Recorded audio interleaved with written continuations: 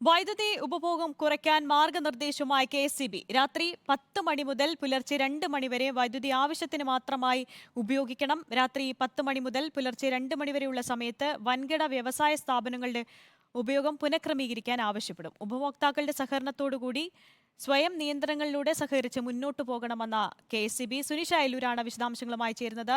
സുനിഷ, വൈദ്യുതി ഉപയോഗം കുറയ്ക്കാൻ എന്തൊക്കെ നിർദ്ദേശങ്ങളാണ് ഇപ്പോൾ കെ.എസ്.ഇ.ബി. മുന്നോട്ട് വയ്ക്കുന്നത്? ആര്യ, നേരത്തെ തന്നെ ലോഡ് ഷെഡിംഗ് ഉണ്ടാകില്ല, പകരം ചില നിയന്ത്രണങ്ങൾ ഏർപ്പെടുത്തണം. ഈ പറഞ്ഞതുപോലെ ഉപഭോക്താക്കളുടെ സ്വയം സഹകരണത്തോടു കൂടി മാത്രമേ ഇത്തരത്തിൽ നിയന്ത്രണം അല്ലെങ്കിൽ ക്രമീകരണം ഏർപ്പെടുത്താൻ കഴിയൂ, വൈദ്യുതി പ്രതിസന്ധിക്ക് ഒരു പരിഹാരം ഉണ്ടാക്കാൻ കഴിയൂ എന്നത് തന്നെയായിരുന്നു കെ.എസ്.ഇ.ബി. പറഞ്ഞിരുന്നത്. അതുമായി ബന്ധപ്പെട്ടുകൊണ്ടുള്ള ചില മാർഗനിർദ്ദേശങ്ങളാണ് മുന്നോട്ടേക്ക് വെച്ചിരിക്കുന്നത്.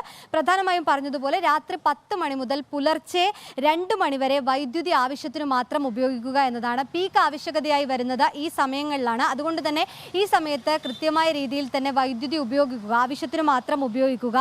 ഈ വൻകിട വ്യവസായ സ്ഥാപനങ്ങളിലടക്കം ഉപയോഗം പുനഃക്രമീകരിക്കണം എന്നുള്ളൊരു നിർദ്ദേശമാണ് ഇപ്പോൾ കെ.എസ്.ഇ.ബി. നൽകുന്നത്. ഒപ്പം തന്നെ ജലവിതരണത്തെ ബാധിക്കാത്ത രീതിയിൽ ഈ പമ്പിങ് ക്രമീകരിക്കണം, വാട്ടർ അതോറിറ്റിയുടെ പമ്പിങ് ക്രമീകരിക്കണം എന്നൊരു നിർദ്ദേശം കൂടി നൽകുന്നുണ്ട്.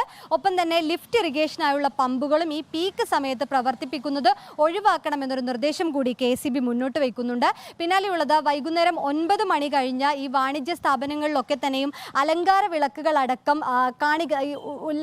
പ്രവർത്തിപ്പിക്കുന്നത് അത് ഒഴിവാക്കണം എന്നതുള്ള കൃത്യമായി ഈ പരസ്യ ബോർഡുകളിലെ വെളിച്ചം, അത്തരത്തിലുള്ള വൈദ്യുതി ഉപയോഗം കുറക്കണം, അത് പൂർണ്ണമായും ഒഴിവാക്കണം എന്നൊരു മാർഗനിർദ്ദേശം കൂടി കെ.എസ്.ഇ.ബി. മുന്നോട്ട് വയ്ക്കുന്നുണ്ട്. പിന്നീടുള്ളത് ഗാർഹിക ഉപഭോക്താക്കളോടുള്ള നിർദ്ദേശമാണ്.